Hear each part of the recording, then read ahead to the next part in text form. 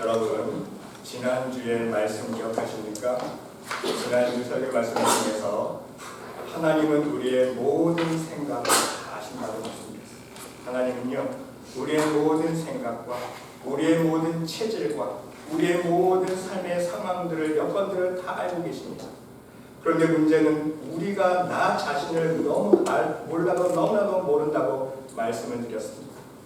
그러면 여러분, 오늘은 과연 나를 알 수 있는 방법은 무엇입니까? 하나님께서 보시는 시각으로 나를 볼 수 있는 방법은 무엇인가? 방법이 없는가? 없는 게 아니죠. 방법이 있습니다. 오늘 그 답을 말씀 안에서 찾기 위해서 여러분, 먼저 여러분들에게 한 가지 질문을 드립니다. 여러분, 혹시 최근에 여러분들의 10년 전, 아니 한 20년, 30년 전의 사진을 본 적이 있으십니까? 아니면 여러분의 어린 시절 사진을 떠올려 보시기 바랍니다. 어떤 생각이 드십니까? 내가 이럴 때도 있었나? 내 10년 전 사진을 보면 내가 이럴 때도 있었나? 내 모습이 이런 모습이었나? 실감이 나지 않는 때가 있습니다. 그만큼 내 자신의 모습 또한 변했다는 것입니다. 지금까지 변해왔습니다. 자신도 어색할 만큼 변해왔는데 문제는 무엇입니까? 그 사실을 자기 스스로도 자신이 변해왔다는 사실을 인식하지 못하면서 살아왔다는 사실입니다. 그 이유는 무엇입니까? 자신의 현재의 모습만을 계속 바라보면서 살아가게 되면 내 모습이 어떻게 변해가는지 알 수 없고 실제로 자신이 변해가는 모습을 체감하면서 느낄 수가 없다는 사실입니다. 어느 시점에 가서 나의 과거의 모습을 한번 돌아보았을 때에, 사진이라도 한 장 꺼내 보았을 때에 내 모습이 이렇게 변했구나, 그때서야 깨닫게 된다는 사실입니다. 그렇습니다, 여러분. 내 모습을 본다는 것은요, 이렇게 어려운 일입니다. 쉽지가 않습니다. 매일매일 거울을 보면 내가 하나도 안 변한 것 같죠? 똑같은 얼굴 보는 것 같죠? 하지만 여러분, 과거의 사진 한 장 딱 꺼내보세요. 그리고 거울 한번 보세요. 다른 사람은 그렇습니다. 여러분, 또 한 가지 중요한 사실은요, 사물을 보려고 할 때 한 가지 조건이 있어야 된다는 사실을 깨달아야 됩니다. 우리가 어떤 사물을 바라볼 때 그 사물을 볼 수 있어야 되는 조건이 무엇인지 아세요? 빛이 있어야 돼요. 여러분, 꼼꼼한 암시를 보세요. 아무리 이쁜 인형이 있어도요, 아무것도 볼 수가 없어요. 그렇지 않습니까? 빛이 비쳐야만 우리는 사물 그대로를 볼 수 있다는 사실입니다. 그 물체에 대하여 바른 인식을 할 수 있어야 돼요. 있습니다. 빛의 조명이 있을 때. 그런데 여러분, 그 물체를, 대상을 바라보는 것이 아니라 역으로 나 자신을 보고자 할 때 한번 생각해 보세요. 나 자신을 보고자 할 때는요, 상황이 틀려집니다. 차이점이 있어요. 내가 나를 보고자 할 때는요, 밝은 빛으로 비춰도 나를 볼 수가 없어요. 그렇죠? 상대방만 볼 수 있습니다. 물체만 볼 수 있어요. 아무리 밝은 곳에 가도요, 나 자신을 볼 수가 없습니다. 그래서 사물을 볼 때는요, 빛 한 가지만 있어도 되지만 나 자신을 보기 위해서는요, 두 가지 조건이 필요해요. 빛도 있어야 되지만, 밝은 곳에 가 있어야 되지만, 또 한 가지는 무엇입니까? 내 모습을 투영시켜주는, 마치 거울과 같은 물체가 필요하다는 것, 거울이 필요하다는 것. 거울로 봐야 내 모습이 보이기 때문인 것입니다.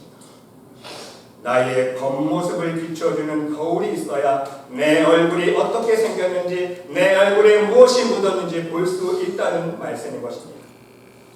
바로 여기서 우리 신앙인들은요, 깨달을 수 있어야 합니다. 거울이 있어야 내 모습을 바라볼 수 있는 것처럼 내 마음을 볼 수 있고 내 영혼의 모습을 볼 수 있는 거울이 필요하다는 말씀인 것입니다.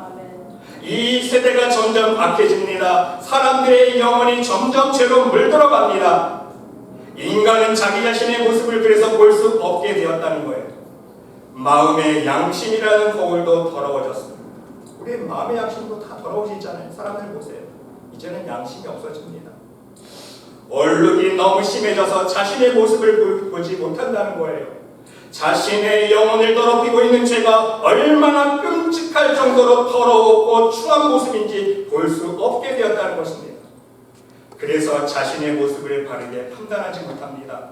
죄책감을 성실하게 되었고 화인 맞은 양심이 되어버렸다는 사실입니다.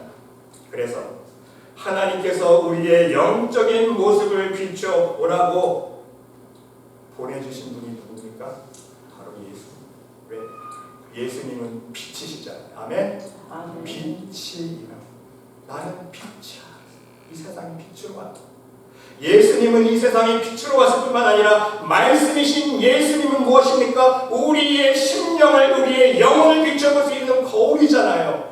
하나님의 말씀 앞에, 빛 앞에 비춰보면요, 빛이 될 뿐만 아니라 그 빛으로 내 심령을 비춰볼 수 있는 거울이라는 거예요. 예수님은, 말씀은.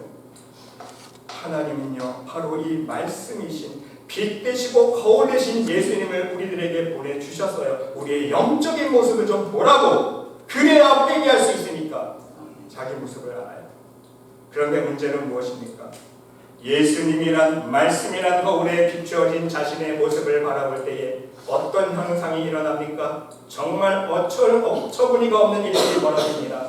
말씀이란 거울에 비춰진 자신의 모습을 바라보면서 자기 자신이라고 인식하지 못한다는 거예요. 자기 모습이 비춰지는데도요, 내 모습이라고 인식하지 못하고 다른 사람이네, 저 사람이네, 교회 장로님이네, 목사님이네, 우리 며느리네, 시어머니네, 우리 남편이네, 다른 사람을 비춰본다는, 다른 사람이라고 인식한다는 사실입니다. 여러분, 예화 하나가 있습니다. 시골의 어느 선비가 옛날에 과거 시험을 보러 상경했다가 그만 낙방을 하고 집으로 돌아오는 일이었습니다. 결혼을 한 지 얼마 안 돼서 예쁜 신부가 있었는데 이 선비는요, 돌아가는 길에 시험은 떨어졌지만 아내에게 줄 선물을 하나 사서 가기 위해서 여러 가지 시장을 돌아다니다가 마침 예쁜 거울을 하나 발견했습니다. 생전 처음 보는 거울이에요. 신문물이 들어왔는데 거울을 처음 봤는데 너무 신기한 거예요. 자기 얼굴을 보니까 자기 얼굴이 보이거든요. 너무 신기해서 이 선물을 사다 주면 우리 신부 너무 예쁜데 나만 보는 게 아니라 자기 얼굴 좀 보라고 사다 주면 너무 좋아하겠다. 그래서 거울을 하나 사가지고 집으로 돌아갔습니다. 집에 도착했는데 마침 아내가 방에 없는 거예요. 그래서 그 거울을 벽에다 딱 붙여놓고 밖으로 나갔습니다. 아내를 찾아. 근데 마침 또 아내가 그 남편이 나간 사이에 그 방에 들어왔습니다. 그런데 웬걸 벽 쪽에 보니까 웬 예쁜 아가씨가 보이는 거예요. 웬 예쁜 아가씨가 보이니까 속으로 생각하기를, 아니 이 양반이 과거 시험을 보러 서울에 가더니 첩을 하나 데려왔나 보다. 첩거울을 보니까 웬 예쁜 아가씨가 나 보이니까 첩을 데리고 왔네. 그래서 아이고 남편이 원망스러워서 울고 있는데 그 울음소리를 시어머니가 듣고 아가야 왜 우니? 아니 우리 신랑이 시험 보러 갔는데 돌아왔는데 첩을 하나 데리고 왔어요. 예쁜 아가씨를 하나 데리고 왔어요. 저기 좀 보세요. 그러니 시어머니가 보니까 웬 할머니가 보입니다. 그러면서 하는 말이, 예쁘기는커녕 할망구를 데려왔구나. 같은 값이면 젊고 예쁜 색시를 데려올 것이지 왜 저런 할망구를 데려왔니? 이제 며느리와 시어머니가 엉엉 우는 거예요. 이때 이 우는 소리를, 방 안에서 우는 소리를 또 시아버지가 듣습니다. 갑자기 시아버지가 들어와서 야 갑자기 왜 우니? 하면서 벽에 걸린 거울을 딱 보는 순간, 아이고 아버님 그동안 안녕하셨습니까? 절을 하는 거예요. 왜입니까? 거울에 비친 자신의 얼굴이 돌아가신 선친의 얼굴과 똑 닮았다는 거예요. 거울을 보는 자기 모습이 아니라 아버님 모습을 보면서 아이고 아버님 인사를 하는 거예요. 여러분, 왜 이러한 일이 발생했습니까? 생전 처음으로 거울을 보았기 때문인 거예요. 자기 얼굴이 거울에 비친 줄 몰랐던 것입니다. 그렇습니다. 우리 역시 영적으로 말씀 안에서 내 모습을 바라볼 때에 내 모습인지를 알지 못한다는 거예요. 깨닫지 못합니다. 다른 사람인 줄 착각해요. 여러분, 야고보서 1장 22절로 24절 말씀 보세요.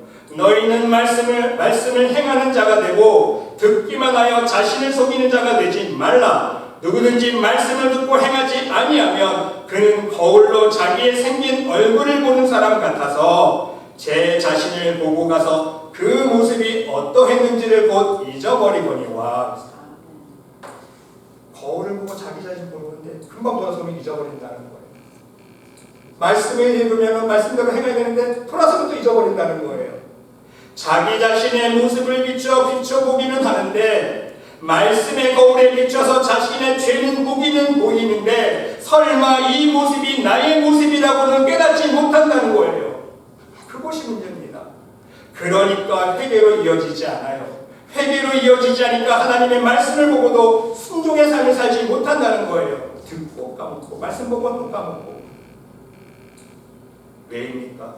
성령님의 조명이 없기 때문인 것입니다. 하나님 말씀 안에서 마음을 찢는 회개함이 없고 말씀 안에서 주님을 닮아가려는 나를 쳐서 복종시키는 회개함이 없기 때문에 성령의 조명이 바로 말씀의 빛이 능력을 발하지 못한다는 말씀인 것입니다. 단지 말씀을 대할 때 영적인 욕심으로 말씀을 대합니다.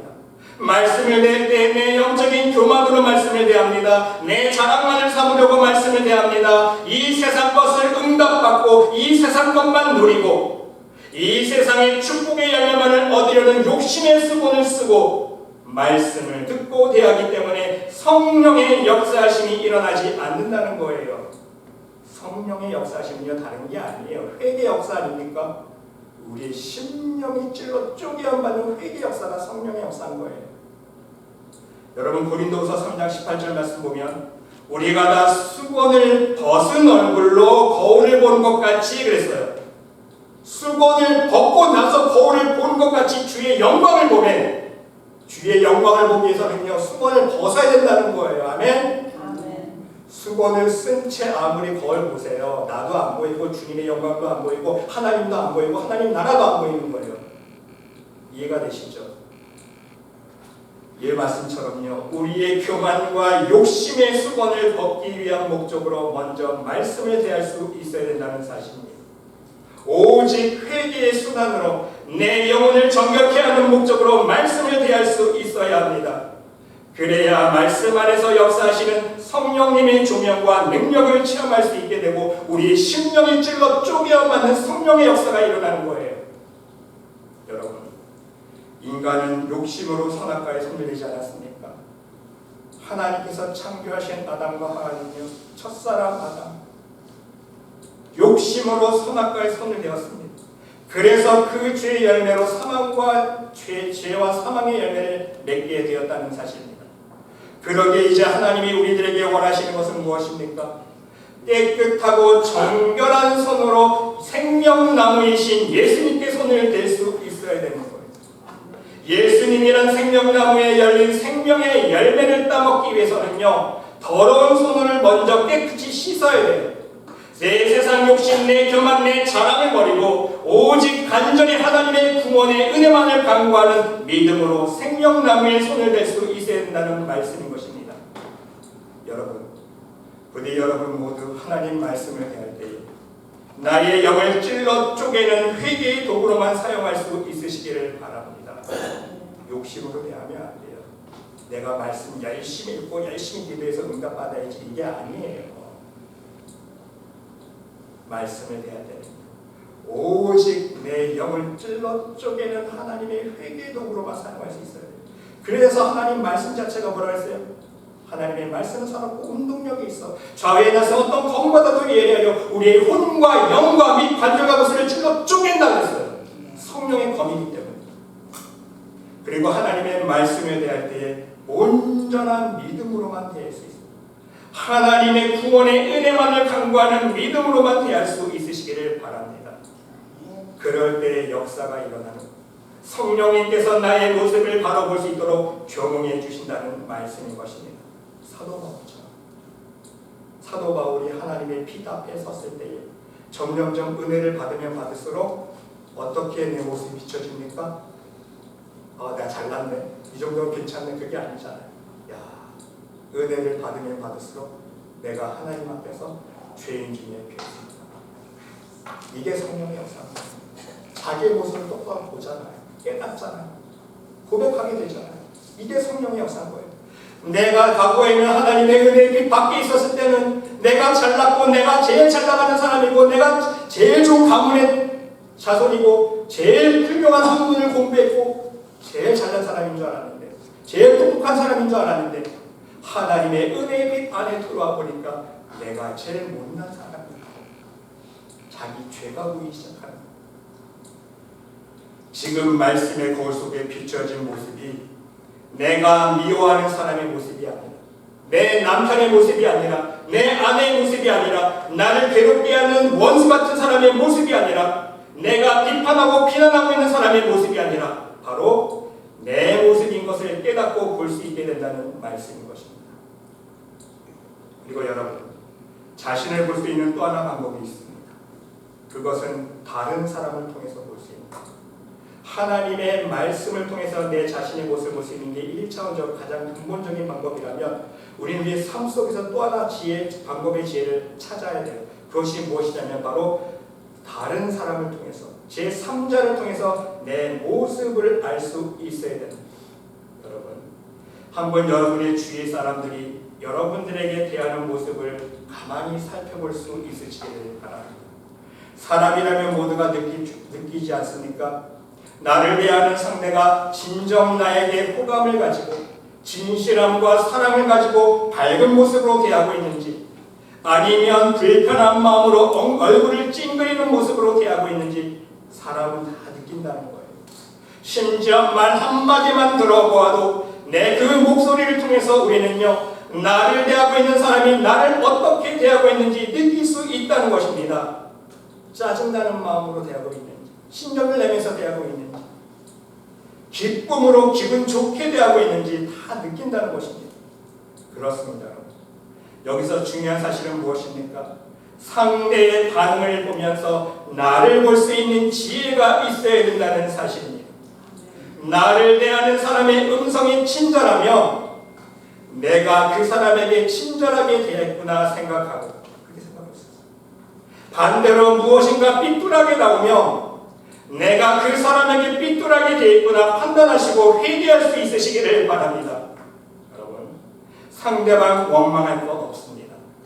내가 먼저 상대에게 그렇게 대했기 때문에 상대가 나에게 똑같은 반응으로 나온다는 말씀인 거예요. 그래서 중요한 사실은 무엇입니까? 상대가 나에게 듣기 싫은 말로 반응을 하고 기분 좋지 않은 표정으로 대할 때에 여러분이 먼저 여러분의 말투를 바꾸고 여러분들의 얼굴의 표정을 바꾸고, 더욱더 중요한 것은 진정 그 사람을 주님의 사랑으로 진실하게 대해볼 수 있으시기를 바랍니다. 그러면요, 상대방도 반응이 바뀌어요. 신기하게 바뀝니다. 말투도 바뀌고 표정도 바뀌고 여러분을 대하는 마음가짐도 바뀐다는 사실입니다. 여러분, 누구 불평할 것 없습니다. 상대방 욕할 것 없습니다. 내가 상대에게 행한 대로 되돌려 받게 되어 있다는 거예요. 바로 거울의 이치와 똑같다는 말씀인 것입니다. 투사된 대로 그대로 반사되기 때문인 거예요. 그러므로 여러분, 오늘부터 거울을 잘 살피고 바라볼 수 있으시기를 바랍니다. 그 거울이 누구라고요? 여러분 바로 옆에 있는 이웃, 여러분 바로 옆에 있는 남편, 아내, 가족이에요. 그 사람이 바로 나의 거울이라는 말씀인 것입니다. 여러분, 어떤 두 청년이 굴뚝 청소를 했다고 해요. 굴뚝 청소를 하고 난 두 청년이 청소를 끝내고 밖에 나와서 서로 얼굴을 쳐다보니까 어때요? 서로 얼굴이 시커멓잖아요. 굴뚝 청소를 하니까. 그런데 자기 자신의 모습을 못 보고 상대방의 얼굴이 시커멓다고 서로 흉을 봅니다. 여러분, 두 눈만 반짝반짝 빛나면서 얼굴은 시커멓다고 서로 보면서 비웃어요. 여러분, 이것이 비웃을 상황입니까? 상대방이 검은 얼굴이면 내 얼굴도 검으려니 생각할 수 있어야 된다는 말씀인 거예요. 같은 굴뚝에서 나오는데 누가 누구를 지금 비웃고 있습니까? 누가 이 세대에 특별히 의인이며 누가 죄인이라는 말씀인 것입니다. 여러분, 이 세대의 의인이 어디 있으며 어느 특정 사람만이 죄인이라고 할 수 있습니까? 다른 사람의 얼굴이 검으면 내 얼굴도 검다는 사실을 알 수 있어야 됩니다. 우리 모두가 더러운 죄로 물든 죄인 아닙니까? 그래서 상대방의 얼굴을 바라보면서 내 얼굴을 볼 수 있는 지혜가 있어야 된다는 말씀인 것입니다. 여러분, 갈라디아서 6장 1절로 4절 말씀을 보면, 형제들아, 사람이 만일 무슨 범죄한 일이 드러나거든 신령한 너희는 온유한 심령으로 그러한 자를 바로잡고 내 자신을 살펴보아 너도 시험 받을까 두려워하라 말씀하고 있습니다. 그리고 나서 4절에 가서 각각 자기 일을 살피라. 여러분, 이 말씀의 핵심은 무엇입니까? 다른 사람의 죄와 허물과 실수를 바라볼 때에 판단하고 비판만 하지 말라는 거예요. 다른 사람에게서 죄와 허물과 실수가 보이면 그것을 통해서 나의 죄와 나의 허물과 나의 실수도 볼 수 있는 지혜를 가지라는 것입니다. 다른 사람만 비판하지 말고 너도 시험 받을까 두려워하라. 너도 똑같은 죄인이라는 거예요. 하나님 보시기에는요. 너는 죄 안 질 것 같지? 너는 깨끗할 것 같지? 그게 아니라는 거예요. 너도 똑같이 더럽잖아. 너도 똑같은 죄를 짓고 있잖아. 우리 왜 너 나만 비판해? 여러분, 우리 예수님도 어떤 말씀이셨습니까? 먼저 내 눈 속에 들보를 빼어라. 단호하게 말씀하지 않았습니까? 어찌하여 형제의 눈 속에 있는 티는 보고 내 눈 속에 있는 들보는 보지 못하느냐? 먼저 형제의 눈 속에 있는 피를 탓하기 전에 내 눈 속에 들보를 보라는 말씀 아닙니까? 그 후에야. 그래서 그 후에야. 그 후가 무엇입니까? 너의 눈 속에 있는 들보를 먼저 빼고 난 후에 밝히 보고 형제의 눈 속에 피를 빼리라.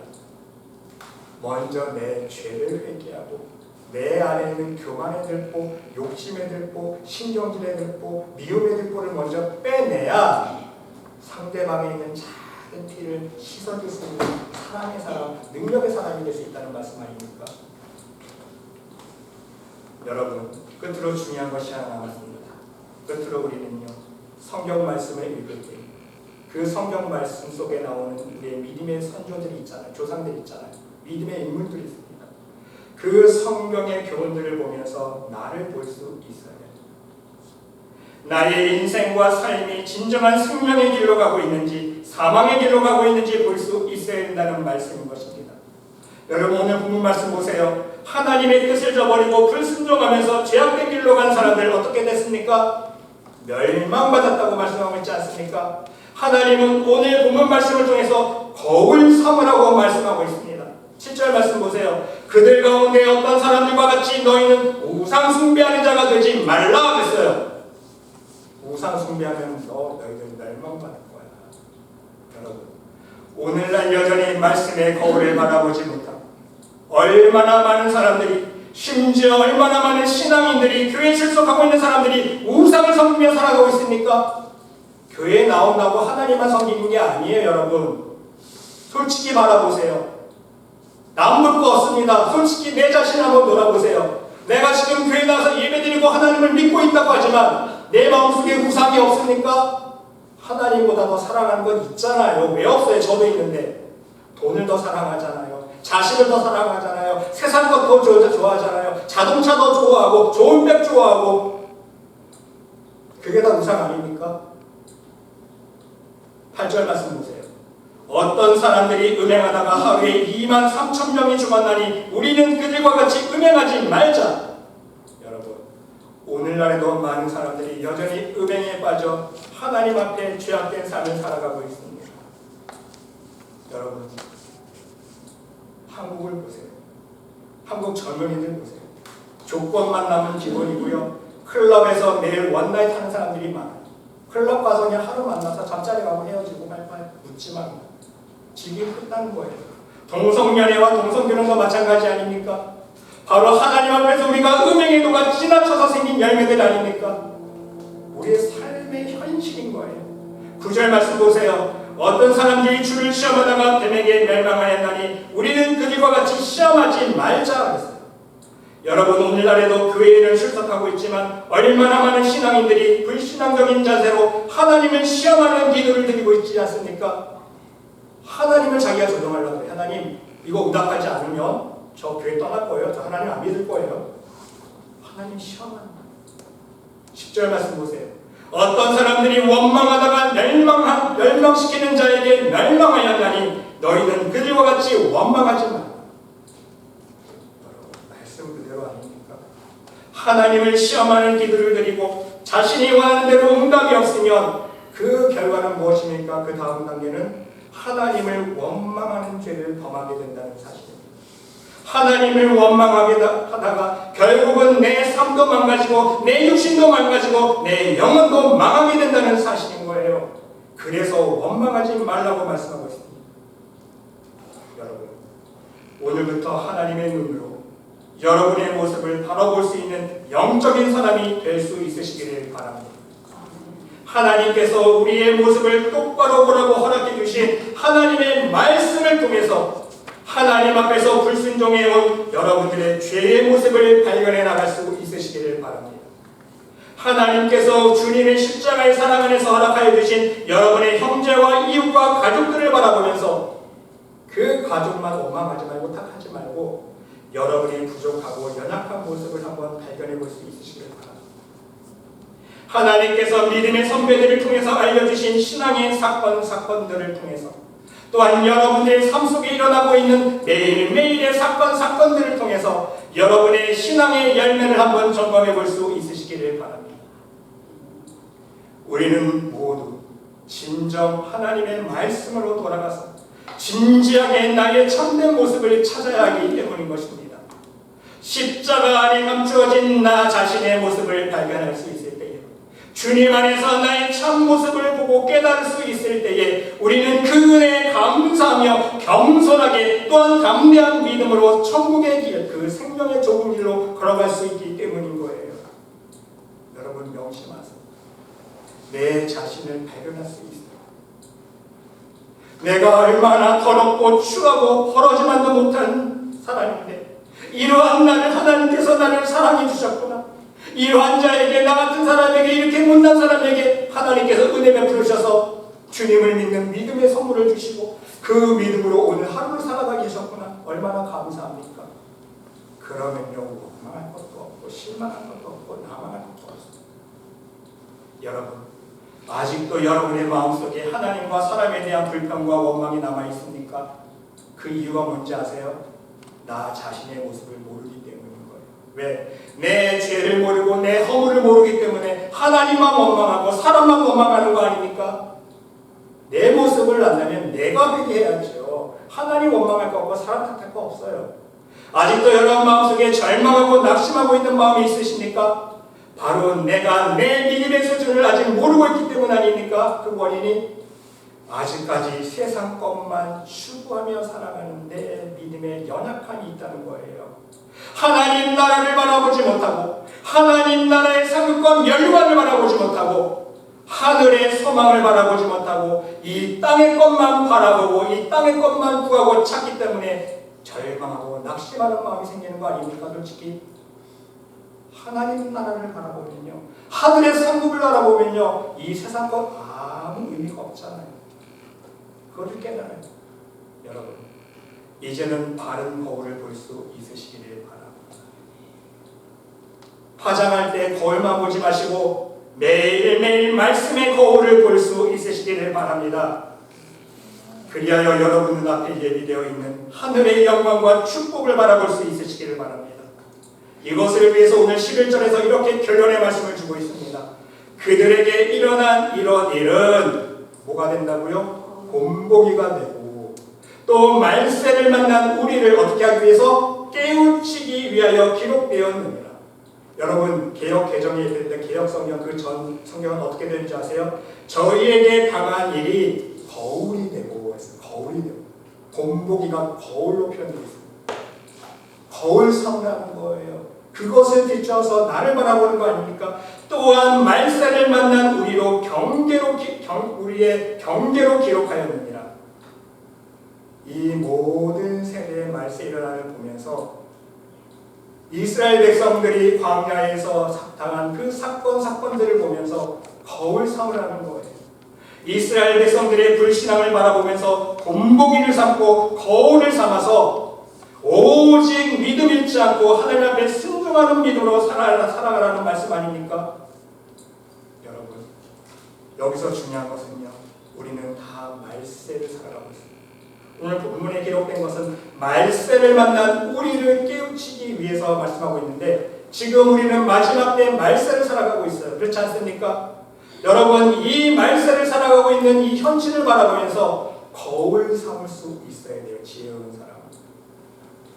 여러분, 전쟁이 우리 눈앞에서 일어나고 있습니다. 지진과 홍수와 폭염과 수많은 사람들의 완악함을 우리가 지금 바라보지 않습니까? 묻지마 살인. 한국 보세요. 뉴스 보니까 묻지마 살인들. 그냥 흉기 들고 와서 아무나 찔러 죽이는 거예요. 그냥. 빼강도 LA 보세요. 수십 명이 명품 백화점 몰려가서 다 그냥 도둑질하고 강도질하고. 사람들이 이렇게 완악함을 우리가 보고 있습니다. 이러한 현실을 보면서 여러분, 우리가 무엇을 깨달아야 됩니까? 거울 삼을 수 있어야 돼요. 그 모습을 보면서 하나님의 마지막 때를 볼 수 있어야 되고요. 믿음으로 하늘의 소망을 볼 수 있어야 됩니다. 아멘입니까, 여러분? 그런 현실을 보면서 아무렇게 살면 안 돼요. 그 현실을 보면서 아무리 우리가 많은 재물을 이 땅에 쌓아도 소용이 없구나. 여러분 보세요. 홍수가 일어나니까 그냥 다 쓸어가죠. 하와이 보세요. 화재가 나니까 그냥 평생 모은 집이면 사업체가 싹 잿더미가 되잖아요. 이게 바로 이 땅의 현실이에요. 오직 하늘에 쌓아놓은 것만이 우리 것 아니니까 영원한 우리 거예요. 내 거예요. 그것을 우리가 거울 삼아 깨달아야 된다는 말씀인 것입니다. 더 나아가서 이러한 현실을 보면서, 말세의 현실들을 보면서 가장 큰 거울 밑에서 무엇을 알 수 있어야 됩니까? 바로 우리의 죄, 나의 죄를 볼 수 있어야 됩니다. 어느 한 사람만의 죄의 열매가 아니잖아요. 우리 모든 인간의 죄의 열매입니다. 부메랑이에요. 모든 인간이 그동안 죄의 열매로 살아왔기 때문에, 죄악을 해왔기 때문에 자기 욕심대로만 살아오고 자기 인심만으로 살아오고, 그래서 자연이 망가지고, 자연이 망가지니까 다 고스란히 우리한테 돌아오지 않습니까? 우리의 죄의 열매라는 거예요. 내 자신의 죄를 볼 수 있어야 되는 거예요. 부대 여러분 모두 오늘 말씀을 마음 안에 새기시면서 하나님 앞에서 나의 본 모습을 바르게 보고 찾고 깨달아 가시면서 그 안에서 하나님의 놀라우신 은혜와 구원의 은총과 축복의 열매들을 더욱더 풍성히 받아 누릴 수 있는 믿음의 백성들이 모두 될 수 있으시기를 간절히 주님의 이름으로 축원드립니다. 아멘. 하나님,